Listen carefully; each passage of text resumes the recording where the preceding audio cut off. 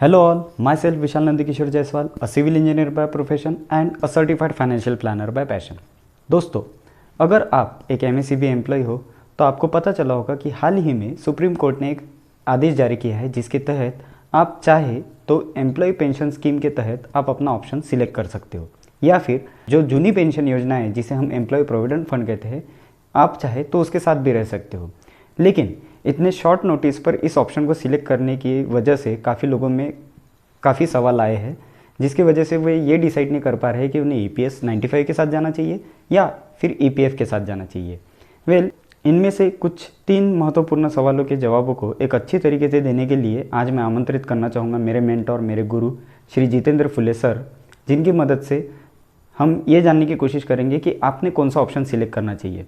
अगर मैं मेरी बात करूँ तो मैंने एम्प्लॉय पेंशन स्कीम 95 को चूज़ किया है, और ये ऑप्शन हमने क्यों चूज़ किया है इसका जवाब आपको वीडियो के एंड तक ज़रूर मिलेगा। तो दोस्तों, एंड तक बने रहिए। हाँ विशाल। हाँ, हेलो सर। हाँ हेलो। हाँ सर, कुछ नहीं, 2-3 सवाल थे मेरे एक्चुअली। हम्म। रिसेंट जो ऑर्डर आया था अभी हाई सुप्रीम कोर्ट से हम्म। कि किसी एम्प्लॉय को अगर ईपीएस में जाना है या ईपीएफ में जाना है, तो काफ़ी शॉर्ट नोटिस पे ये नोटिस मिला हम्म। कि किसी को कोई ऑप्शन सिलेक्ट करना है, तो लेकिन विद इन शॉर्ट पीरियड में किसको क्या करना चाहिए ये अभी तक के किसको समझ में नहीं आया सर। और सबसे बड़ा सवाल बोले तो इन टर्म्स ऑफ मनी कि क्या करना चाहिए। तो सर, पहला तो सवाल मेरा ये रहेगा कि हमने क्या करना चाहिए। आप इसका अगर कोई लॉजिकल आंसर दे सकते हो तो थोड़ा हेल्प हो जाएगी सर।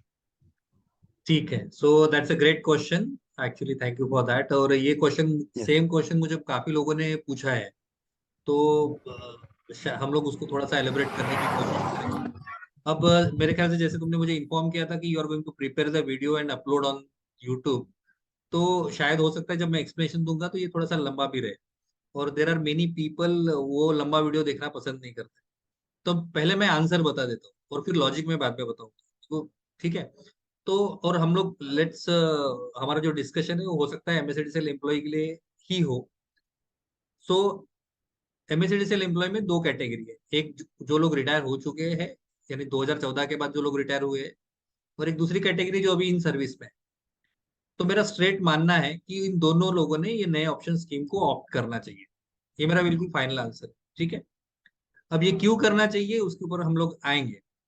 तो मैंने क्या किया कि अभी फिलहाल कैसे था कि 12% जो बेसिक प्लस डीए है हम लोग, उसका 12% हम लोग कंट्रीब्यूट करते हैं अपने सीपीएफ में, plus same amount company contribute करती थी। और उस कंपनी जो 12,000 रुपए 12% करती थी उसमें से कुछ हिस्सा, पहले तो बोलते थे 8.33%, but it was restricted to 1,500 rupees. तो 1,500 रुपया ही एक एम्प्लॉय पेंशन स्कीम में जाता था, जिसके तहत हम लोगों को बहुत लिमिटेड पेंशन मिलती थी, जो कि बिल्कुल सफिशिएंट नहीं था। आफ्टर सुप्रीम कोर्ट ऑर्डर अभी वो रास्ता खुल गया है। तो अभी लोगों के, लेकिन at the same time it's not mandatory, तो हमें अपने ऑप्शंस देने हैं। तो मैंने जैसे बताया कि इट्स वेरी सिंपल कि आप वो पेंशन स्कीम को ऑप्ट कीजिए, क्योंकि उसमें पेंशन पेंशन के फार्मूले वगैरह आपको मिल जाएंगे। और मैं उसके फॉर्मूले मैं भी आपके साथ शेयर करूंगा, कैलकुलेशन भी हम शेयर करेंगे। लेकिन यहाँ पे इनफैक्ट मैं सोच रहा था कि शायद ये लेना चाहिए या नहीं लेना चाहिए, ये सवाल किसी के मन में आएगा नहीं, क्योंकि मेरे तो मन में नहीं आया। बट जब मैं काफी लोगों से बात किया तो मुझे समझ में नहीं आ रहा था कि लोगों को इतना कंफ्यूजन है क्यों।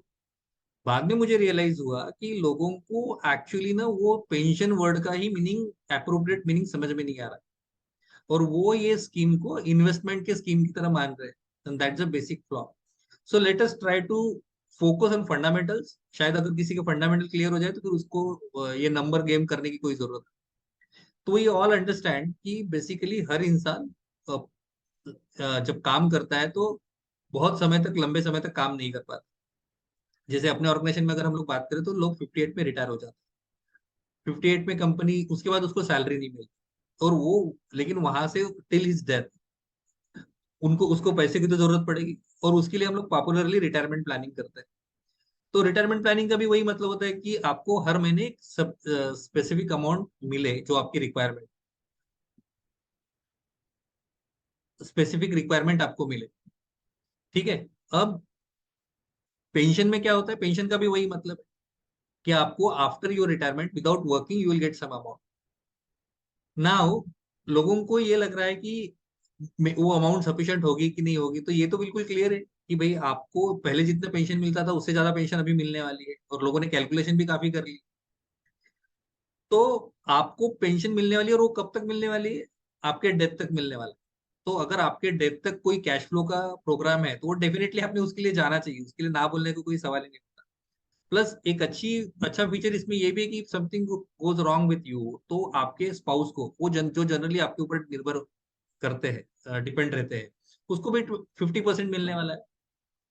तो टेक्निकली अगर आपको पेंशन मिलने वाला है और एक अच्छी खासी अमाउंट मिलने वाली है, तो डेफिनेटली आपने उसके लिए जाना चाहिए। Over to you sir. और सर अभी दूसरा सवाल तो ये था कि जैसे आपने बताया कि जो लमसम अमाउंट मिलेगी, ठीक है, तो काफी लोगों का ये कहना है कि लमसम अमाउंट अगर हम ईपीएफ सिलेक्ट करते हैं तो वो ईपीएफ की तुलना में बहुत कम मिलेगी। ठीक है, काफी सारे सवाल मैंने खुद ने भी ये रिसीव किए हैं काफी लोगों से कि वो पैसा तो मुझे बहुत कम मिलेगा।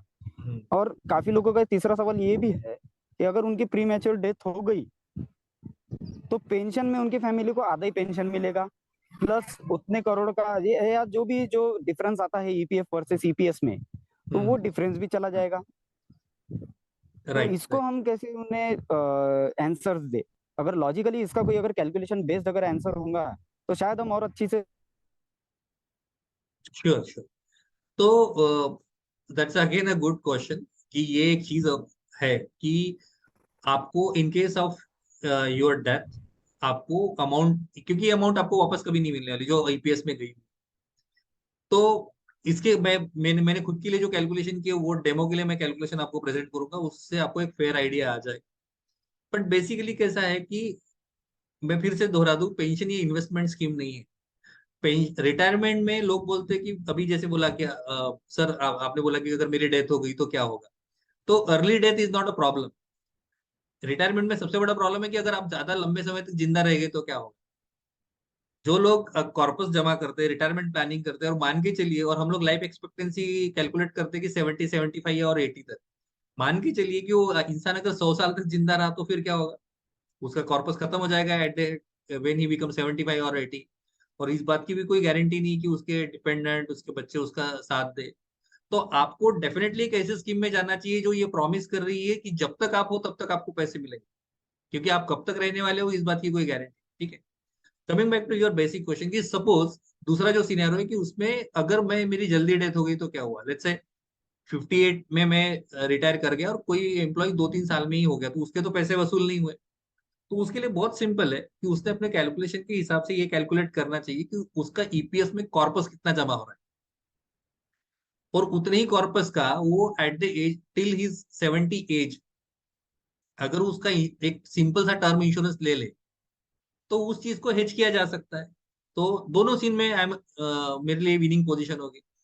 तो जैसे पहले पॉसिबिलिटी, अगर मैं लंबा जी गया तो मुझे पेंशन से पैसे मिलेंगे, मेरा ब्रेक इवन पॉइंट लेट से 65 66 67 का होगा। उसके बाद भी मैं जिंदा हूं तो definitely I am financially winning.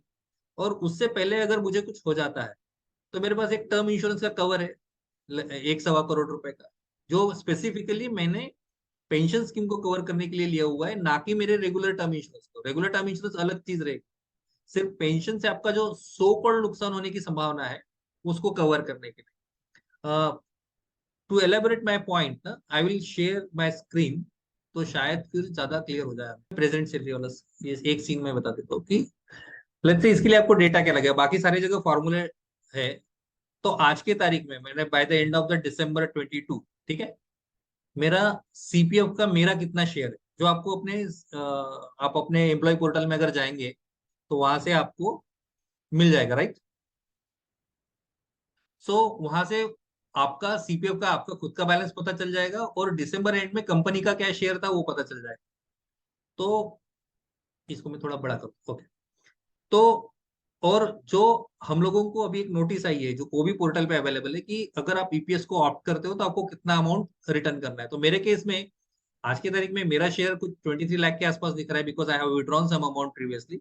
Company का शेयर दिखता है अराउंड 33 लाख रुपीज।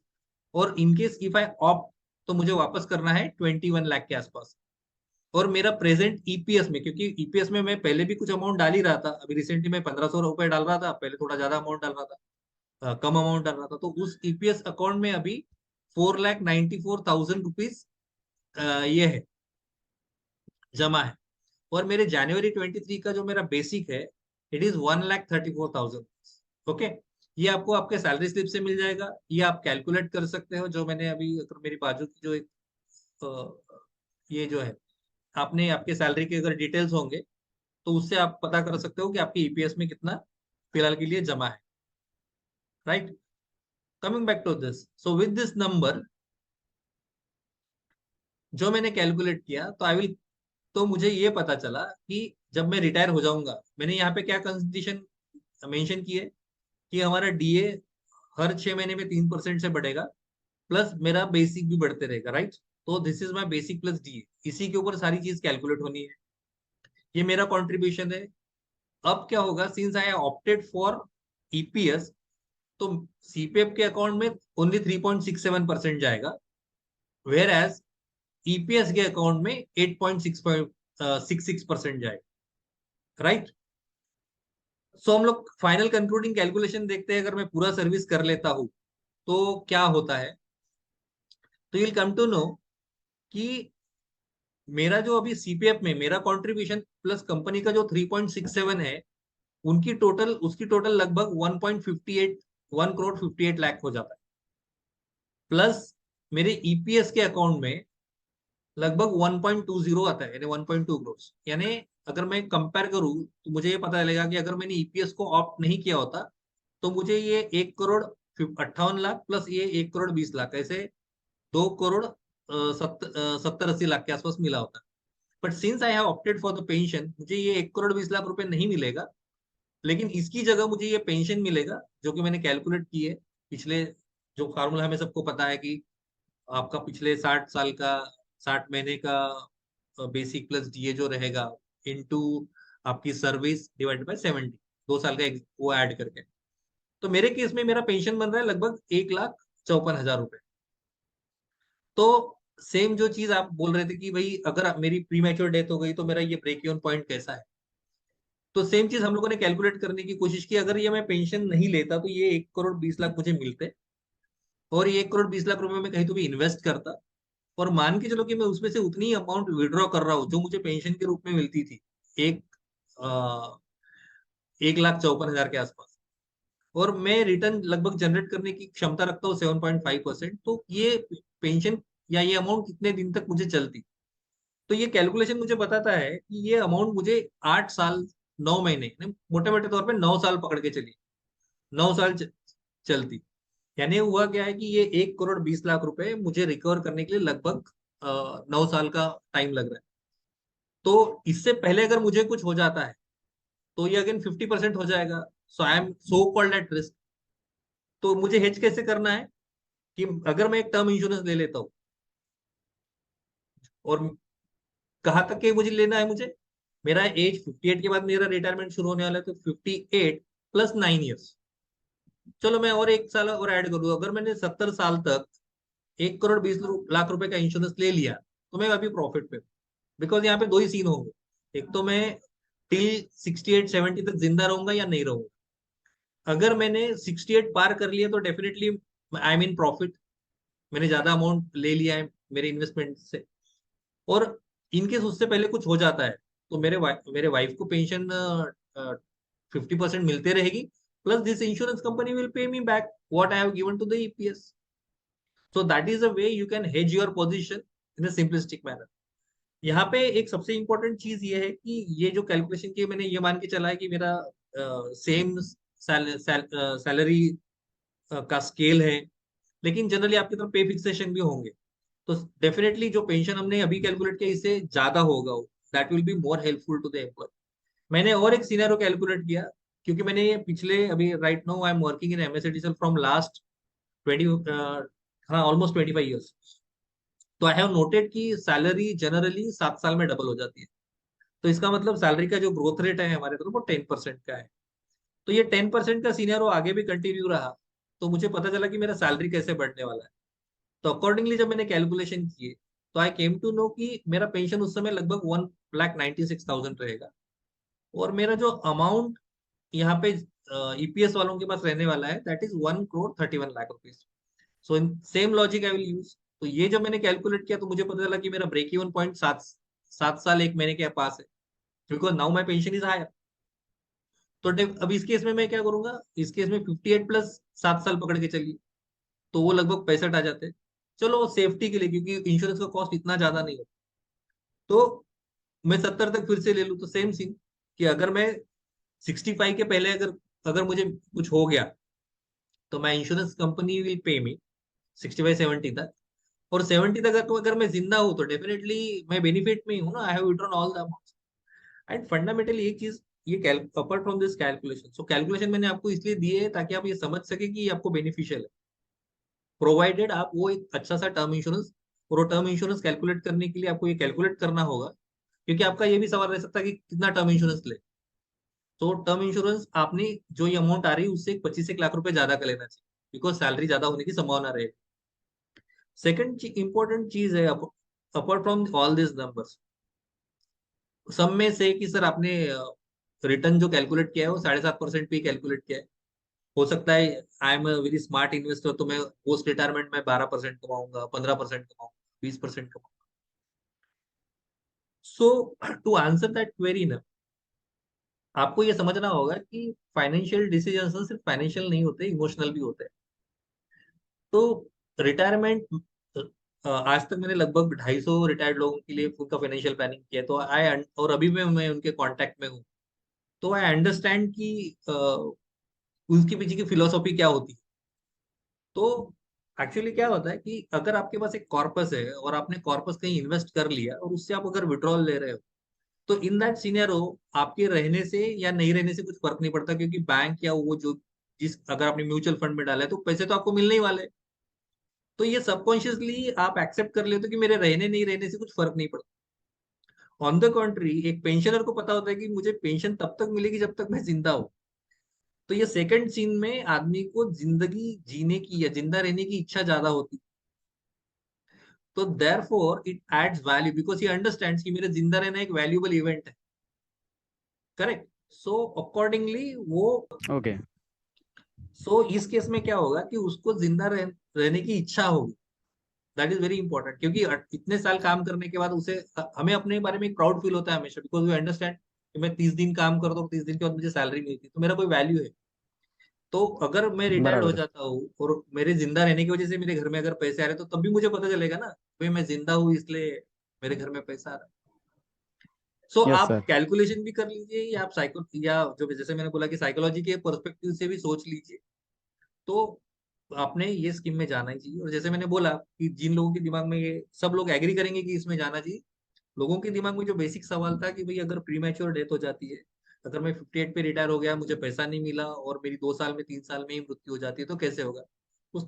तो अगर आपका कैश फ्लो आने वाला है और अनसर्टन डेथ होती है, तो उसका सोल्यूशन पेंशन नहीं है, उसका सोल्यूशन इंश्योरेंस है। सो कॉन्टेक्ट योर फाइनेंशियल एडवाइजर, उनके साथ अपने नंबर्स को शेयर कीजिए, वो आपको गाइड करेंगे। और अगर आपको उनसे भी कोई अच्छी मदद नहीं मिलती तो हम लोग तो है, we are always there to help. Thank you Vishal for yes sir. Asking that हम भाई। क्वेश्चन, एंड आई थिंक मैंने क्लियर कर लिया होगा। मैं डिस्क्रिप्शन आपको ये एक्सेल भी दे दूंगा, तो kindly share this excel with that with people, जिसमें वो सिर्फ आपको ऊपर के नंबर डालने हैं, बाकी के नंबर ऑटोमेटिक आ जाए। Yes sir. अभी दूसरा भी एक जो अभी जो मतलब ऑलमोस्ट मैंने 30 या 35 कॉल्स अटेंड किए सर, ठीक है। और हम्म। काफी लोगों का जो सबसे बड़ा सवाल ये था कि यार हमारा पैसा चला जाएगा, हम उसको स्ट्रेटेजिकली इन्वेस्ट कर सकते हैं, ऐसा वैसा नहीं। हम्म। तो मैंने उनको एक बेसिक सा आंसर दिया कि ठीक है, आप स्ट्रेटेजिक इन्वेस्टमेंट आप कर सकते हो। हम्म। और आप ये कहते हो कि अगर 2 साल या 3 साल में अगर आपकी डेथ हो जाती है, तो उस केस में ये हो गया कि वो जो स्ट्रेटेजिक इन्वेस्टमेंट आप करने वाले थे, अब वो इन्वेस्टमेंट की जिम्मेदारी आपके स्पाउस पे आती है। तो इस बात की क्या गारंटी है कि वही वो स्ट्रेटेजिक इन्वेस्टमेंट में वो हमेशा रहेगी। जी जी। मतलब जो पेंशन आप जनरेट करना चाहते थे, वो जनरेट वो वैसे ही कर पाएंगे, क्योंकि उनकी मेंटेलिटी अलग रहेगी। हर एक का बिहेवियर, जैसे हमें पता है जी कि इमोशनल और जस्ट सेंटिमेंटल बिहेवियर हर एक के अलग अलग पास। अलग होते हैं। जी I agree, I agree. So it means कि अगर पेंशन अगर शुरू रही तो पेंशन रहेगा तो टेंशन नहीं रहेगा, सीधी बात perfect, well said, well said. Pension है तो टेंशन। है कि नहीं? पेंशन है तो टेंशन नहीं। तो बस आज मैंने चीजें रही है कि, और सबसे इम्पोर्टेंट चीज है कि लोग, जैसे मैं फिर से दोहरा दूं, कि अगर किसी का बेसिक प्लस डीए 1 लाख रुपए है तो 12% वैसे भी आपका कंट्रीब्यूशन तो जा ही रहा है। कंपनी जो 12% डाल रही थी उसमें से सिर्फ 8.66% ईपीएस में जाने वाला है, 3.67% आपको मिलने वाला है। तो 12 + 3.67 यानी 15.67% का अमाउंट तो आपको मिलने ही वाला है। तो आपको जितने स्ट्रेटेजिक इन्वेस्टमेंट करने थे उतने आप कर लीजिए ना। तो उसके ऊपर आप रिटर्न कमाइए। ये वाला पोर्शन स्टेडीली रहने दीजिए। एक तीसरा कुछ एक क्वेरी था लोगों का, कि लोगों का कहना था कि गारंटी नहीं है, पॉलिसी चेंज हो सकती है, गवर्नमेंट चेंज हो सकती है, डिसीजन चेंज हो सकते हैं। तो यस सर, उन ये सर लोग, है, मैं उस पे हारने वाला था अभी। हाँ, तो उसको मैं चला सोचा चलो मैं बोल दूं। तो लोग ये गारंटी की बात करते हैं कि ये पेंशन स्कीम आ जाए तो उसका कितना गारंटी है। तो उन सब लोगों को मैं बताता हूँ कि लाइफ में गारंटी नाम की कोई चीज होती नहीं। हाँ, आप जब इंजीनियरिंग कॉलेज में गए थे तो आपको क्या गारंटी थी आपको जॉब लगेगी? हम जब किसी के साथ शादी करते तो क्या इस चीज की गारंटी होती है कि क्या वो सक्सेसफुल रहेगा? तो जिंदगी में गारंटी नाम की कोई चीज एग्जिस्ट नहीं करती है। जिंदगी में सिर्फ पॉसिबिलिटी एग्जिस्ट करती है।